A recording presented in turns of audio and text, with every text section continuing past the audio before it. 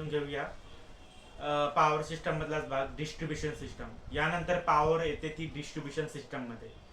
Distribution सिस्टमचे महत्वाचे काम म्हणजे इलेक्ट्रिसिटीला फायनल कॉन्झ्युमर पर्यंत पोहोचविणे. डिस्ट्रीब्युशन मध्ये वापरले जाणारे महत्वाचे इक्विपमेंट हा distribution transformer, pole structure, feeder, RME म्हणजे ring main unit, auto recloser, AB switch, distribution transformer 11 KV व्होल्टेजला हा 440 आणि 230 व्होल्ट मध्ये कन्वर्ट करतो आणि शेवटी हीच वीज आपल्या घरापर्यंत पोहोचते.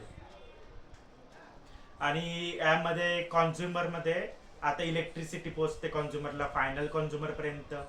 तसंच industrial consumer, commercial consumer, residential consumer आणि इंडस्ट्रीजमध्ये वापरले जातात ते heavy motors, PLC automation, VFD drives, control panels, robotic systems.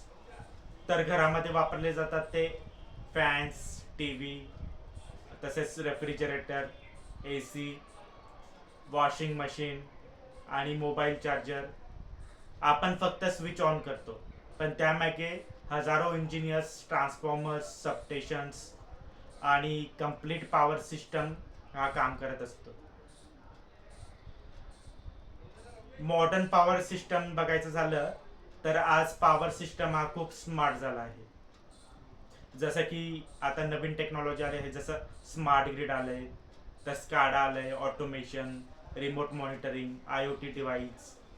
तसंच रिन्युएबल एनर्जी इंटिग्रेशन. फ्युचरमध्ये AI आधारित स्मार्ट सबस्टेशन देखील तयार होतील.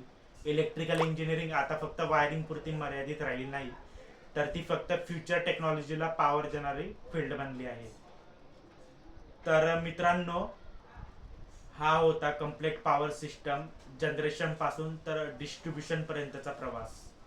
जर तुम्हाला इलेक्ट्रिकल इंजिनिअरिंग मध्ये switch gear, PLC, SCADA, automation आणि पॉवर सिस्टम बद्दल अशाच प्रोफेशनल माहितीसाठी हवी असेल तर या पेजला नक्की फॉलो करा. मी महेश भोई. पुन्हा भेटूया एका नवीन पॉवरफुल इंजिनिअरिंग टॉपिक सोबत. तोपर्यंत keep learning and keep growing. आणि इलेक्ट्रिकल इंजिनिअरिंगवरचं प्रेम कधीही कमी होऊ देऊ नका.